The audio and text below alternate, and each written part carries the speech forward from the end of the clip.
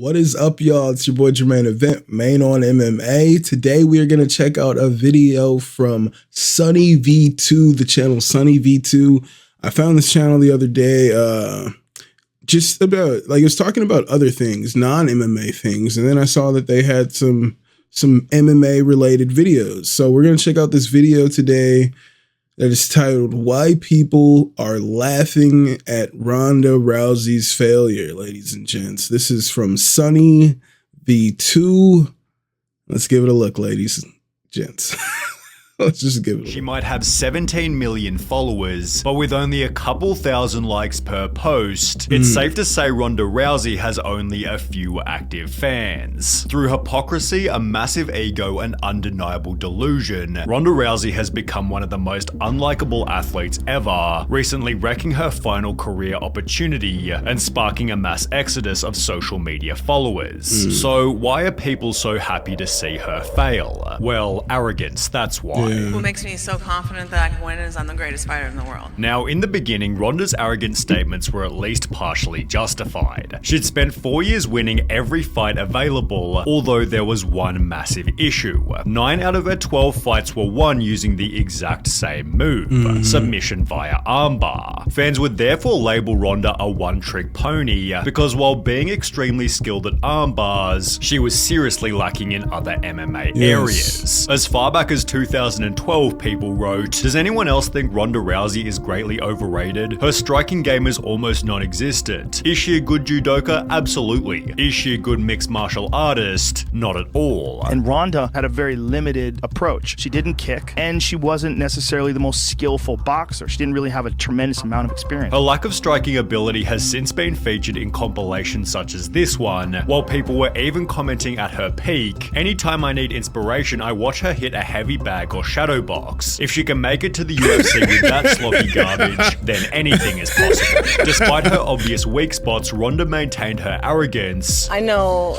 the level of my striking is at, and that's one of the advantages that I have is they don't really know. Which even extended to her personal life. I really wouldn't want to waste any time on a guy that is easily intimidated by me. I mean, there's more intimidating things in life than me, so if that stopped you already, then you're just saving my time. Although there was no better example of arrogance than her 12th and final UFC win. Egotistical look on her face, as if she couldn't be beaten by anyone. Ronda refused to show even the smallest bit of humility, and as explained by one of the comments, this was probably the worst thing that could have happened to Rousey. This fight was her downfall, as it made her far too confident in her bad striking, and she never felt the need to improve anything, which was especially bad given her next opponent was Holly Holm, a 19-time boxing world champion. In the lead up to their fight, Holly was humble and extremely kind. As far as Ronda's performances, not just some of them have been impressive, all of them have been impressive, so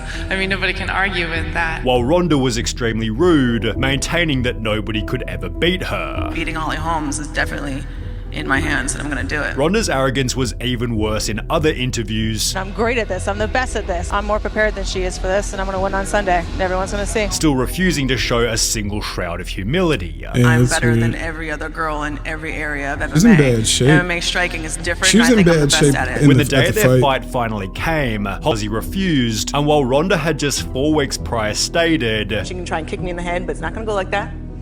Not the way she wants. this is exactly how the fight ended. Holly knocked Ronda out with a kick to the head, with Ronda's face from before and after the fight confirming she'd been completely humbled. Well, just kidding.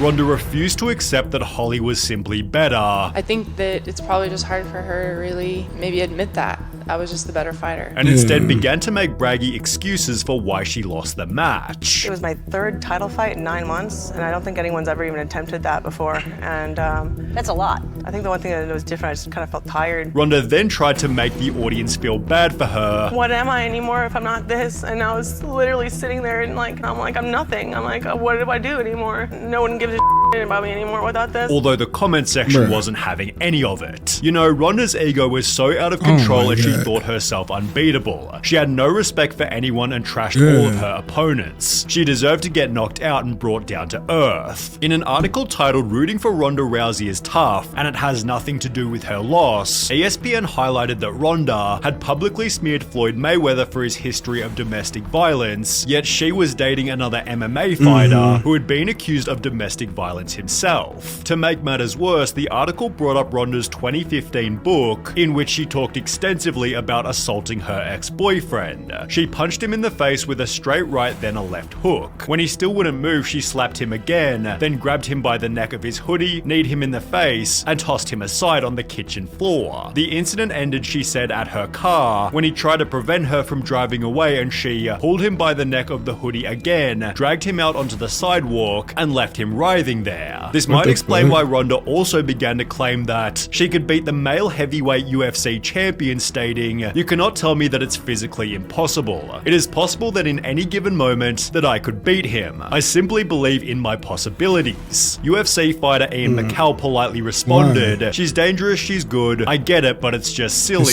Meanwhile, on Reddit, people dunked on Ronda mercilessly. "In any given moment, under the right circumstances, I think it is possible. Sure, but armbarring a man while he is sleeping is just a dick move. But hey, it's Ronda." A different user then shared this video showing that Ronda couldn't even keep up during a sparring session. See how that guy's holding on to her ankle to keep her from balancing on that? That's what I was saying Kobe used to do to his opponents.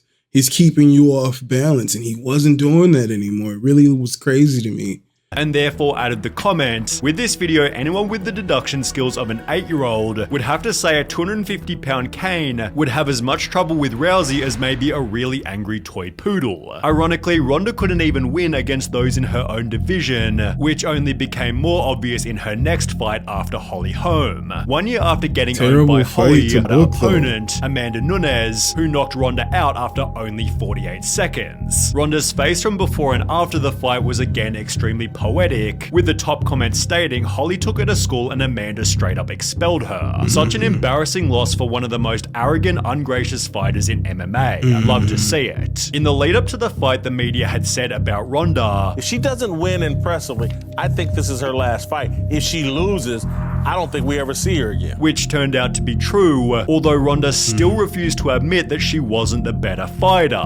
Do you think about the last couple fights? Do you think about the last fight against Amanda or Holly? I think I'd just rather not talk about that right now. Poor Ronda, she still can't get over those 2 losses in the UFC. You can clearly tell every time someone asks her questions about her return to MMA. She posted a photo to her Instagram reading, "And so rock bottom became the solid foundation on which I rebuilt my life," which turned out to be accurate, as she'd soon find another chance at repairing her public image. In January 2018, Ronda Rousey signed a full-time WWE contract. But you're doing this full time now, right? This is your job?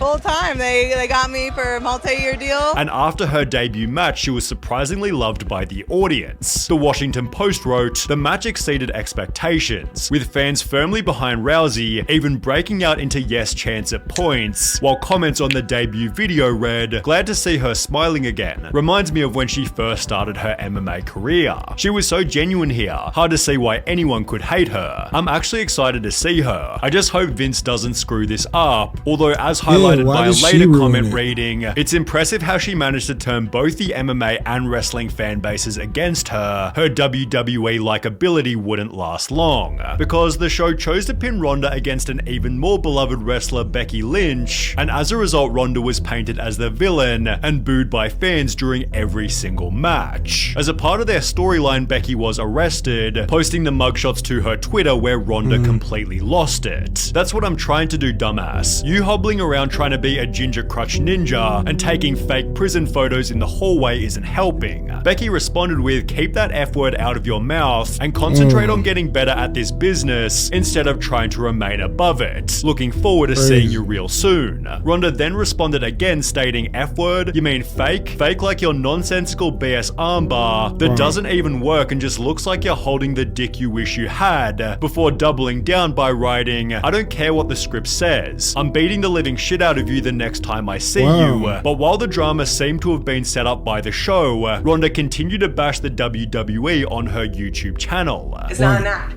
I'm not going out there and doing their fucking act anymore. I meant that I'm going to disrespect the sport that they all love so much. It's scripted, it's made up, it's not real. Less than a month later, WWE took Ronda off the show, yet she only continued to bash them, writing, "Anyone who is outraged by me calling pro wrestling fake fights for fun has never been in a real fight. While you all are tiptoeing around bruising some pro wrestlers' huge soft egos, no one is thinking about all the real fighters you're insulting when pretending pro wrestling is somehow on the same level of realism." Ronda then appeared on Steve-O's podcast again calling wrestling fake. Having like fake fights for fun. I love choreography. I love acting. I love theater. Before bravely bashing her fans. Spending my time on energy on a bunch of fucking ungrateful fans that don't even appreciate me. And claiming she'd never return to WWE again. I'll never to be full-time again over 200 days a year like that ever again. The irony was that 3 years later, Ronda did exactly that, albeit with the attitude that she was too good to even be there. Can't speak for anyone else, but for me, it really shone through that she wasn't enjoying herself, especially with the complaints about fan reactions. She never looked like she wanted to be there and acted like pro wrestling was beneath her. Whether true or not, it's how it came off. Hashtag Fire Ronda Rousey therefore began to trend on Twitter, which became a reality only 4 months later, as she'd be booted from wrestling again. With almost zero career prospects, Ronda Rousey agreed to an extensive Raid Shadow Legends deal and has spent the last year writing another book, the release of which has made her a total laughingstock. Over the last month, she's promoted the book on various podcasts, leading to a Reddit post showing that 9 years later, Ronda Rousey is still making excuses for losing to Holly Holm. My mouth guard was bad. I literally came into that fight concussed from slipping down some stairs already after all of these years of concussions. And then I had absolutely terrible weight cut, which, you know, that means you have less fluid in your brain to protect it. Ronda then made even more excuses on Steve-O's podcast. I have no ACL. I tore my ACL falling down that stairs 2 weeks before that fight, the home fight. Leading to some pretty funny comments such as, tore my ACL, had a concussion, bad weight cut, I had bubble guts, my car wouldn't start, my dog ate my homework, and I've had scoliosis since I was 3. So yeah, didn't really lose, did I? Ironically, Ronda also stated this. I'm the greatest fighter that has ever lived because I've never been faster, never been stronger, never had a better grasp of the game. I've never been so much better than everybody else. Yet when Steve-O kindly offered props to Logan Paul, Ronda Rousey refused to accept it. How about Logan Paul? Like him or dislike him, that dude is a performer. Yeah, he's great on the mic. He does a great job on the mic. But I mean, I wish that I was allowed the time to rehearse that he gets, because it's not evenly spread. It's frustrating that like everybody doesn't get that treatment. Ronda is jealous that Logan is already a better wrestler than she ever was. I think she might be unhappy with how her run in the WWE went, but I don't know anything really about that. It seems Ronda Rousey has burned every bridge she could possibly burn, which when combined with her complete lack of fans, makes it highly likely her career is done and dusted. I honestly want to say I lost track of Ronda Rousey after she left the UFC. I didn't realize things had went so bad for her in the pro wrestling world. I think I remember seeing like her talking shit about the WWE in like when she was there. Pardon me. But like I assumed that it was all just like her character or whatever, the gimmick that she was doing. Because I think I used to follow like a bunch of like fighters online, and then I was just like so annoyed with all the fucking posts. I was like, let me just follow like a few people, dude. I don't care about following every person that throws a punch online. I'm not doing that, but I used to. So I would follow her and I would see her post that stuff, and I thought it was a part of the gimmick, but I didn't see how the years later on she came back and then really didn't want to be there, and people were protesting like, get her out of here. Protesting online, fire Ronda, dude. That's crazy. And for what he didn't touch on it in that video there. But I remember hearing that Ronda Rousey's like essentially like broke right now. She's like starting a GoFundMe. Like I remember there was a time when Ronda Rousey was like, I don't understand why people just don't do like I did and just buy land in the middle of nowhere, buy like solar panels, like buy some animals and just live off the grid. Just live off your own land. She was like, why doesn't everyone just do this? And I'm like, what the fuck is this lady talking about? I would love to, Rhonda. I would love to. Okay. That's not just an option for everybody. We can't just live off the grid. Can't just pick up and go live off the grid, buying land and animals and solar panels. We weren't all UFC champion and $1 million professional wrestlers. It's not our reality, ladies and gentlemen. It's not our reality. But yeah, I'm hearing she's gone broke. I've heard she's gone broke and is begging for money online. It's unfortunate. And that's why she was talking about potentially coming back to the UFC, I heard last year. She was talking potentially coming back to the UFC because she's broke, ladies and gents. It's what I'm hearing, allegedly. She's allegedly broke. I don't know. But let me know in the comments, ladies and gents, what do you think about Ronda Rousey, man? Do you think she deserves this downfall? All right. It's weird to me that she can't just accept defeat. All right. That's really weird. So let me know if you feel like she accepts this downfall. Do you feel bad for Ronda Rousey? Do you feel bad for her? Like she's just a nice girl that was trying to win and she's upset that she didn't win when she had a bad coach that her mom kept telling her to stay the hell away from. He sucks. He's not a real coach.